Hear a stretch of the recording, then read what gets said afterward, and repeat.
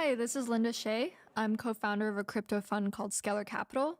I'm very passionate about crypto, and I'm excited to give an overview of what it is. I also want to preface this talk with saying this is not investment advice.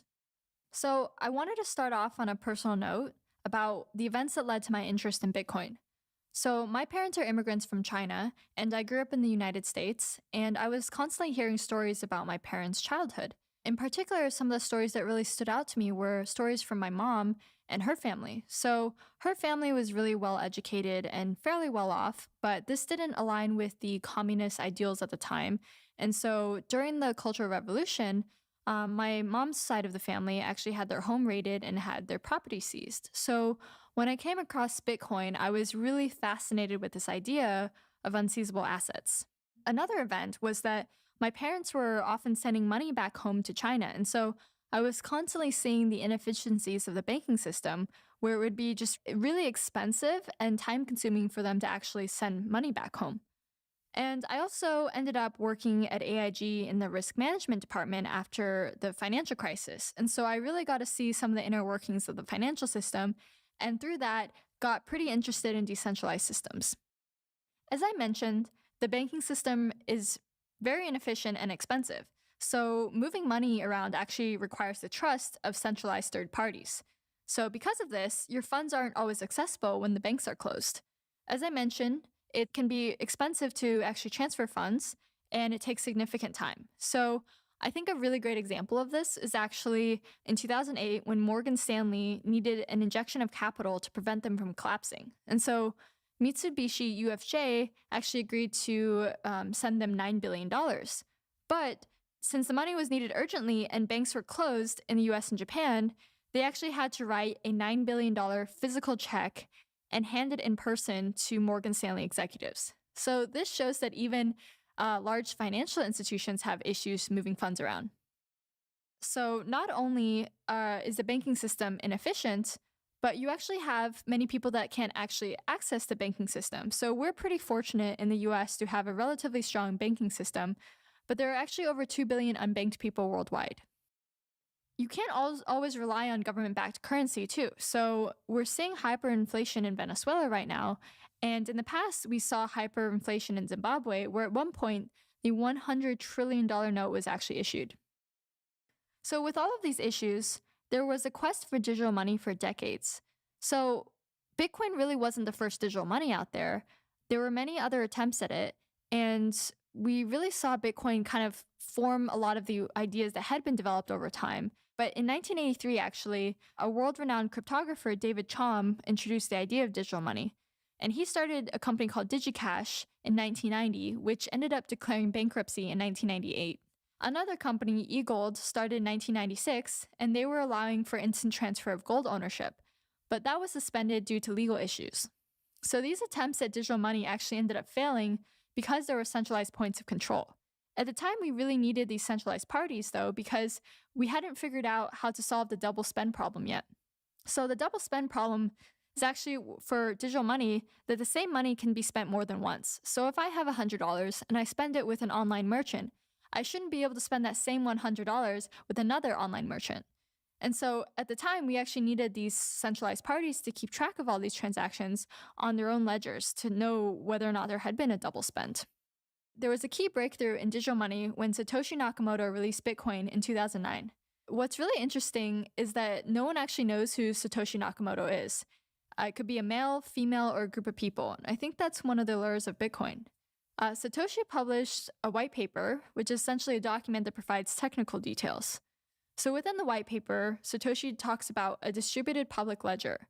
This is essentially a peer-to-peer ledger where everyone can agree on the history of their transactions and agree on the state of the ledger. And so we refer to this as a blockchain. In this industry, you'll also hear the term crypto. So this actually came from the word cryptography. But in this context, it actually means using cryptography, math, and computer science to make sure currency can't be faked, the record is real and immutable, which means it can't be altered, and the owner is uniquely identified. And so I got this definition from a previous A16Z talk, which I really liked. So within this system, miners are extremely important. Miners are computers that validate network transactions. So they're solving these really complex mathematical problems. And the first one to solve this mathematical problem gets the right to write to the public ledger. And so this is really complex computational problem. And so the output is really difficult to produce, but easy for others to verify. And so this is known as proof of work. So proof of work is essentially a consensus mechanism where everyone can agree on the state of the transactions and they can agree on the public ledger without having to trust anyone. And so this enables trustless consensus. And so it's really oversimplified to describe this as these complex mathematical problems, but essentially know that that's a very high level description of what's going on in the space. So why would anyone actually want to spend all these resources validating these transactions?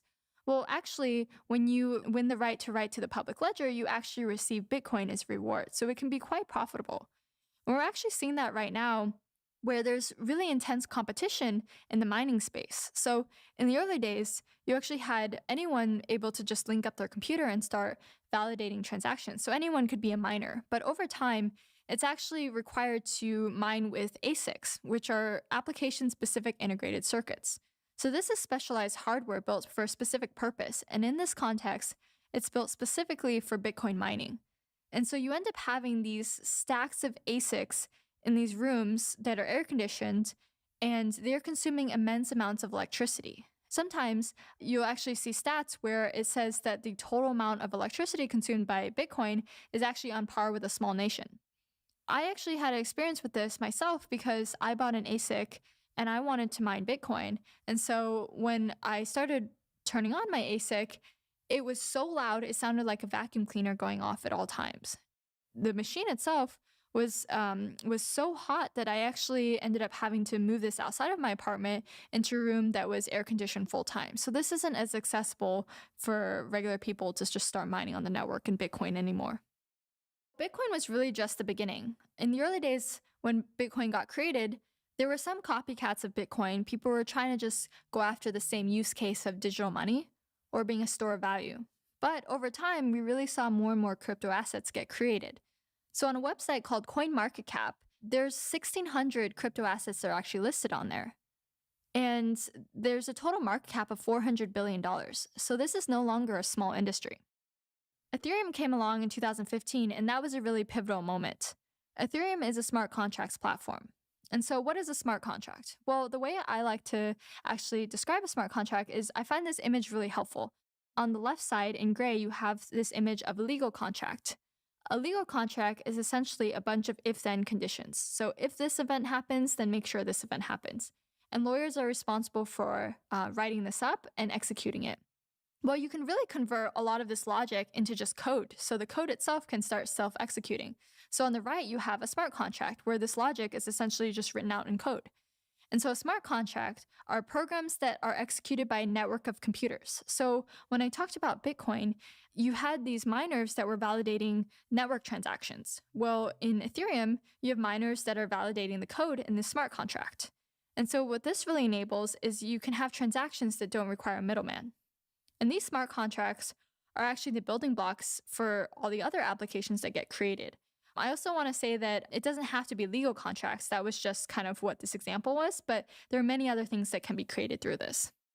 A key difference to Ethereum is that the founders are actually known and active in the community, whereas Satoshi isn't known, and we're not really sure if Satoshi is even active anymore. The Ethereum founders raised $18 million in Bitcoin in an initial crowd sale. So crowd sale is essentially a public way to fundraise. One thing that the founders really do is push forward technological innovations on Ethereum. So as I mentioned, in Bitcoin, there's a consensus mechanism called proof of work. This consumes a lot of electricity. But the founders of Ethereum actually are trying to move the platform forward to something called proof of stake instead of proof of work.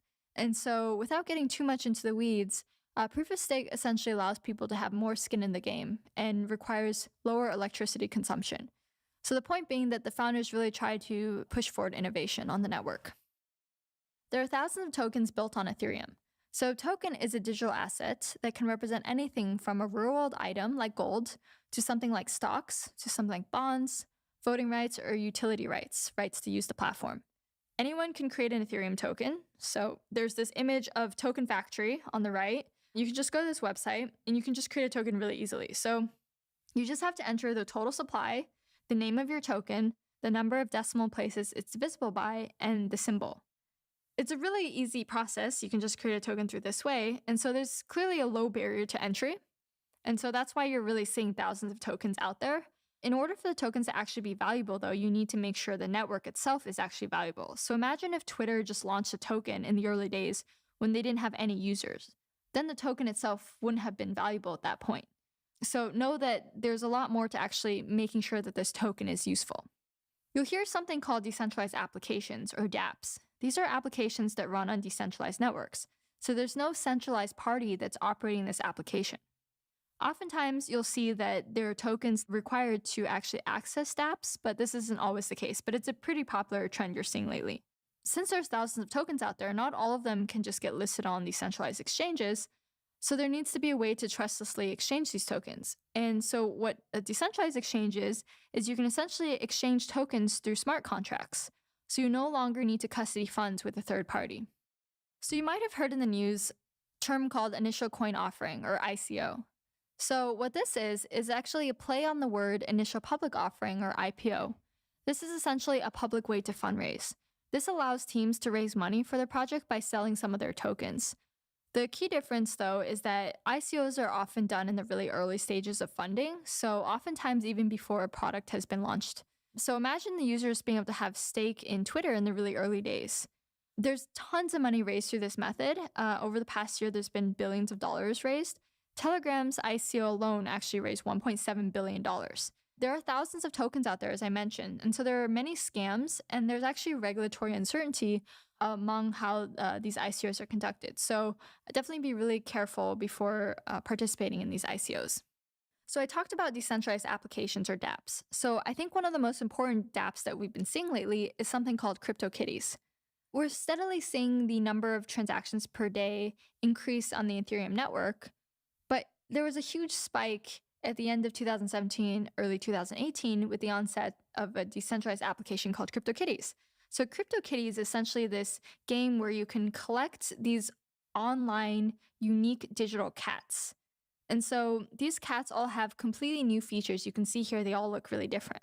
And so people were collecting these cats. They were breeding these cats together to create completely new digital cats. They were also being able to trade these. Some of these cats were worth a lot of money. And so this may sound really silly to you, but we've seen historically that people really love collecting things. So people collect physical items all the time, like trading cards or coins or stamps or toys or cars. And so this is really just a way of collecting the digital form. And you can even think of something like collecting artwork. So people love collecting unique artwork. So just imagine if someone like Kanye West were to issue a unique digital collectible, people would really want to own something like this. And I myself was super addicted to CryptoKitties. So I was playing with this game for probably 2 weeks straight, and I spent way too much money on it. It's very addicting and it's really fun. So sometimes in new technology, you'll often see that the first things that really take off are things along gaming or toys. So Ethereum actually allows for completely new applications that we've never seen before. So I think a really great example of this is Augur. So Augur is a decentralized prediction markets platform. So prediction market is when people are allowed to bet on the likelihood of an event occurring. You can see I have an image here of Augur's beta. This, in the first prediction market, it says, will Ethereum trade at $2,000 or higher at any time before the end of 2018? And people can bet on the likelihood of this event occurring. So we've had prediction markets in the past. This isn't a completely new concept. But in the past, we've had centralized prediction markets where you had these centralized operators saying what the outcome of the event was, or they were pulling in this information from external news feeds like something like Reuters. And so this was essentially their oracle, their trusted source of information. Well, Augur doesn't want to rely on these centralized oracles because the whole point is they're trying to be decentralized. So they really need something called a decentralized oracle, a decentralized source of information. The way that Augur does this is really interesting. So Augur themselves issued an ICO, and they issued a bunch of tokens, and now token holders are randomly selected to report on the outcome of prediction markets. For the first time, you have something like a decentralized oracle, and you can use this to plug this information to other decentralized applications. I also want to say that prediction markets aren't just for betting and for something that's fun. You can actually use this for insurance purposes, hedging, or even something called futarchy, which I think is really interesting. So, futarchy is when elected officials use the outcome of prediction markets to help them form policy decisions. You can imagine an elected official creating a prediction market saying, will implementing this specific policy increase the GDP by X percent? And so now people can vote on the likelihood of this event occurring. Now, elected officials can use the outcome of this prediction market to help them inform the decisions they make around implementing this policy. And so the idea is that people generally put their money where their mouth is. This will be higher signal for elected officials to know what policies to implement. So I've talked a lot about Ethereum, and that's just because there's a lot of developer activity on Ethereum. But know that not all applications are actually built on Ethereum. And so there are many other blockchains that people are creating. An example of this is Filecoin. Filecoin is a decentralized storage network that has its own native utility token called Filecoin. So Filecoin raised $257 million through private and public sales. They're creating a decentralized version of what we see as centralized data storage platforms, so something like Amazon. And so the way it works is you essentially have all this spare file storage on your computer. So why not rent this out and host files for someone else and get paid for this? People on Filecoin's network actually earn Filecoin for hosting files for other people. And so you can take this Filecoin and exchange it for US dollar, Bitcoin, or Ether, or some more liquid coin if you don't want to hold on to Filecoin. And so now that you have this new supply of people that have this spare file storage that are now renting out their storage, you can now compete directly with the centralized data storages. And so you can have more competition over prices. And I think that that's really comparable to something like Airbnb, where we saw all these people that had spare bedrooms that they weren't otherwise using. So now that they can rent this out, you can have really competitive prices that are competing directly with hotels. An important concept to cover is forks. A fork is when someone copies the code of an open source project and creates a new version. So know that anyone can do this because the whole point is that the project's open source. We expect forks to happen in the really early days, and the coolest thing is that it enables people to conduct multiple experiments at once. This is a really unique scenario where you now have the power in the hands of network owners who can then fork if they don't agree with the original owners. So imagine having two different versions of Facebook. So you have a community that just didn't like the features on the first Facebook, and now they're just going to fork and create a completely new version of Facebook with their own features. You can now just have these multiple experiments running in parallel, which is really fascinating. An example of a fork is a coin that's pretty popular called Litecoin. And so Litecoin is just a fork of Bitcoin. The creator, Charlie Lee, created Litecoin by just taking Bitcoin's code and copying it and changing a few parameters, like having faster transaction confirmation times, increasing the total supply, and changing the mining algorithm. There's this misconception that Bitcoin and Ethereum are anonymous. Well, that's actually not true. They're pseudonymous, which means it doesn't use the real identity. I have a screenshot here of the Bitcoin blockchain, and so you can see there aren't actual real names on the blockchain, but you see this string of numbers and letters which represent addresses. But what you can see on the blockchain is you can see transaction details like the transaction amounts, the addresses that were involved in the transaction, and the balances. And so this is not necessarily ideal because a lot of information gets revealed through this process. You might not be able to see who's doing what right now, but there's actually information that gets revealed over time. So let's say you do KYC or know your customer on an exchange that collects your information. Well, now the exchange knows what addresses are tied to your identity. There's also services like Chainalysis and Elliptic, whose sole purpose is to de-anonymize networks like Bitcoin. So they have entire teams of machine learning experts to really try to trace some of these coins and what the identity is. So privacy coins like Monero and Zcash actually aim to hide sensitive transaction details. So they think that this information shouldn't be revealed to the public, but you should allow for something called selective transparency. And so this is the idea where you can not default to showing your entire transactions for the world to see, but you can be selectively transparent by showing it to individuals or parties that you want to see. So they have this concept of a view key, which is essentially a key that allows you to access viewing transaction details. So you can share this view key with someone that you want to have see all this sensitive information. So it's really similar to not having your entire bank account history for the world to see, but you can download a bank account statement and share that selectively with certain parties. So let's say you want to comply for an audit. So, with all of this, there's major technological innovations that are possible. So, one interesting one is decentralized autonomous organizations or companies, also called DAOs and DACs. So, these are essentially organizations that are run through rules that are encoded in smart contracts. So, you can now have networks that replace entire corporations, which is fascinating. Something that's particularly relevant today with what we've been seeing with what's happening with Facebook is that you can now have people own their own identity and reputation data without having this to be in the control of centralized parties. And the last thing that really excites me is that you can have users and developers experiment with entirely new governance and economic systems at a much faster rate than we've ever been able to experiment with before. So, there are really a lot of major technological innovations through this. What really drew me into this space at first was this idea of digital money and financial innovation. But after having been in this space and learning a lot more, I realized that this is about so much more than just money. So I hope that you're interested in what you've heard today and that you're excited to dig deeper and learn more. Thanks so much.